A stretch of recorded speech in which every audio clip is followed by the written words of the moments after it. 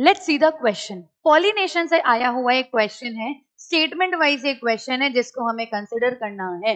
Given below are the two statements और हमें बताना है कि करेक्ट आंसर क्या होगा। Cleistogamous flowers are invariably autogamous. सबसे पहले तो हम ऑटोगैमस वर्ड का मतलब समझते हैं। देखिए जरा, पॉलिनेशन तीन तरीके का हो सकता है। अगर एक ही फ्लावर के एंथर से उसी फ्लावर के स्टिग्मा पे पोलन ग्रेन लैंड कर जाएंगे तो वो ऑटोगैमी कहलाया जाएगा। दो अलग अलग फ्लावर हैं लेकिन प्लांट एक है, यानी कि एक ही प्लांट के एक फ्लावर से दूसरे फ्लावर पे अगर पॉलिनेशन हो जाए तो जिटोनोगैमी, और टू डिफरेंट प्लांट्स के बीच में अगर पॉलिनेशन हो रहा है तो वो जीनोगैमी कहलाया जाता है। ये शब्द समझ में आया। अब हम दूसरा शब्द समझते हैं, क्लेस्टोगैमस फ्लावर्स एंड चेस्मोगैमस फ्लावर्स।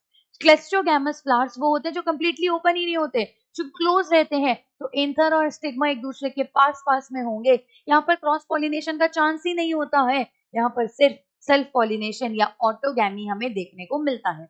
दूसरे हो गए चेस्मोगैमस फ्लावर, जो कि एक्सपोज्ड फ्लावर्स होते हैं, जिनके एंथर जिनके स्टिग्मा कंप्लीटली एक्सपोज्ड होते हैं, तो उनके अंदर ऑटोगैमी के चांसेस कम होते हैं, जिटोनोगैमी और जीनोगैमी के ज्यादा। तो पहला स्टेटमेंट है कि क्लेस्ट्रोगैमस फ्लावर्स आर इनवेरिएबली ऑटोगैमस, यानी कि क्लेस्ट्रोगैमस फ्लावर्स सिर्फ और सिर्फ ऑटोगैमस होते हैं। एकदम सही बात है। Cleistogamous is disadvantages as there is no chances of cross pollination. Yes, ये बात भी सही है, गलत नहीं है। जरा समझिए कि क्लेस्ट्रोगैमी में सिर्फ और सिर्फ आपको ऑटोगैमी तो देखने को मिल रही है, यानी कि सिर्फ और सिर्फ सेल्फ पॉलिनेशन होगा, और कंटिन्यूड सेल्फ पॉलिनेशन से इनब्रीडिंग, डिप्रेशन जैसे इश्यूज होने लगते हैं।